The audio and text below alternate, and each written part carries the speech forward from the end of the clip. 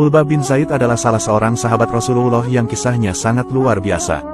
Dahulu ketika kota Madinah dilanda paceklik, ekonomi kaum muslimin kala itu benar-benar sangat sulit. Musim panas saat itu sedang berada di puncak. Angin musim itu juga membawa hawa panas, debu-debu berterbangan mengotori atap dan halaman rumah penduduk kota Madinah.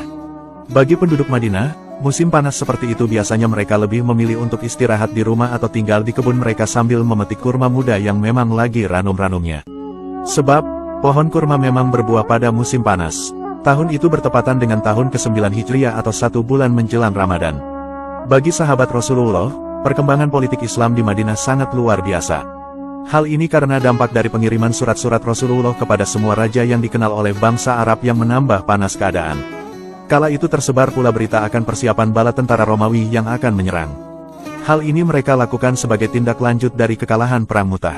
Pihak Romawi tidak puas dengan hasil yang mereka peroleh pada peperangan tersebut, apalagi ini adalah peperangan Arab melawan Romawi yaitu Perang Tabuk.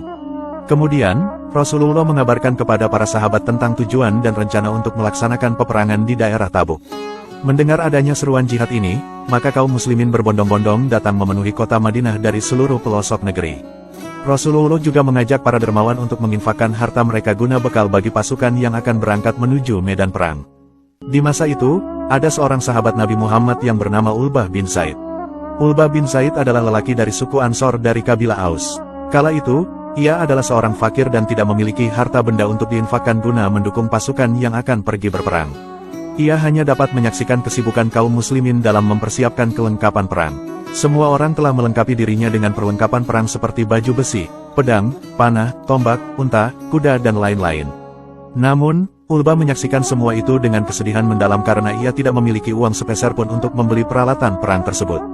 Pagi itu setelah sholat subuh, Ulbah mendengar Rasulullah bersabda, "Barang siapa yang mempersiapkan Jaisyul Usrah, maka untuknya surga." Setelah mendengar sabda Nabi itu, badan Ulbah lantas merasa panas dingin, apalagi dalam peperangan itu Rasulullah tidak menerima mujahid kecuali mereka yang memiliki kendaraan dan kelengkapan perang. Ulbah juga melihat ketika Rasulullah duduk di Masjid Nabawi, Rasulullah dikelilingi para sahabat.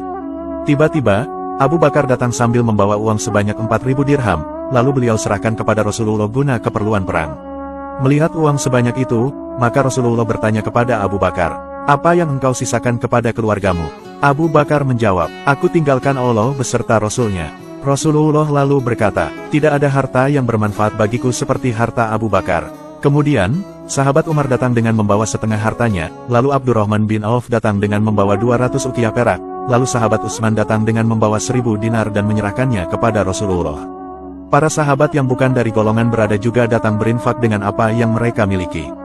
Melihat hal itu semua, pulanglah Ulbah dengan membawa kesedihannya. Sampai larut malam ia tidak bisa tidur memikirkan dirinya yang tidak dapat berinfak dan membeli peralatan perang seperti para sahabat lainnya. Dia hanya membolak-balikkan badannya di atas tikarnya yang lusuh. Selintas timbul dalam pikirannya untuk mengurangi kegundahan hati. Maka ia pun berwudu lalu melaksanakan sholat. Kemudian ia pun menangis, menumpahkan semua kesedihannya kepada Zat yang memiliki isi langit dan bumi, lalu berdoa sambil mengangkat kedua tangannya.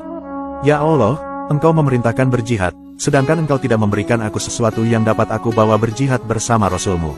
Engkau juga tidak memberikan di tangan Rasul-Mu sesuatu yang dapat membawaku berangkat. Maka, saksikanlah bahwa sesungguhnya aku telah bersedekah kepada setiap muslim dari semua perbuatan zalim mereka terhadap diriku dari perkara harta, raga atau kehormatan." Doa itu ia ucapkan berulang-ulang kali seakan-akan ia berkata, "Ya Allah, tidak ada yang dapat aku infakkan sebagaimana yang lainnya telah berinfak.